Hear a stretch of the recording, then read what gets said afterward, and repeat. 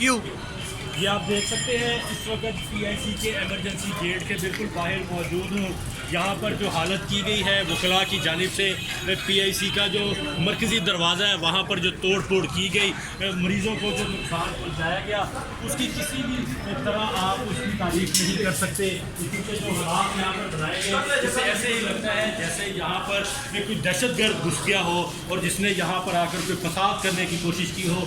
ऐसा मंजरनामा अस्पताल का, PIC का इंतहाई निगहदाश्त का ये एरिया होता है, जहाँ पर दिल के मरीज़ जो सही किस्म के हार्ट अटैक से मुतासिर होते हैं वो यहाँ पर आते हैं इलाज के लिए, इलाज की गर्ज से मसीहा के पास। लेकिन आज यहाँ पर ऐसे उन पर धावा बोला गया वकला की जानिब से।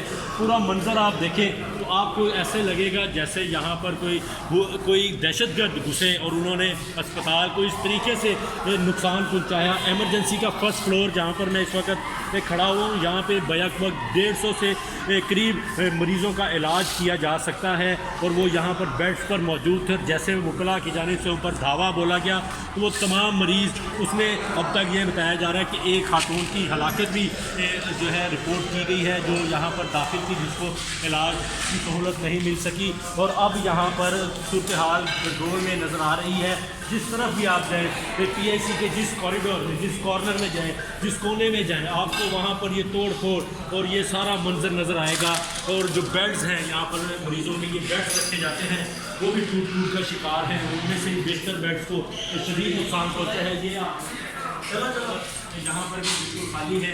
तमाम मरीज़ जो है उनको तबी सहूलियात फराहम करने के लिए जो है वो मुंतकिल किया गया है दूसरी वार्ड में। तो ये इंतहाई काबिल मज़म्मत सूरत हाल है, आप इसकी तारीफ़ नहीं कर सकते। जिसकी जानिब से भी, जिन वकला की जानिब से भी ये इक़दाम उठाया गया और उनको नुकसान पहुँचाया गया। ये अंकल आप देख सकते हैं किस हालत में है, किस तकलीफ़ में यहाँ पर मौजूद है। और उनके साथ जो जुल्म आज वकला की जानिब से किया गया उसकी किसी तरीके से भी तारीफ़ नहीं की जा सकती।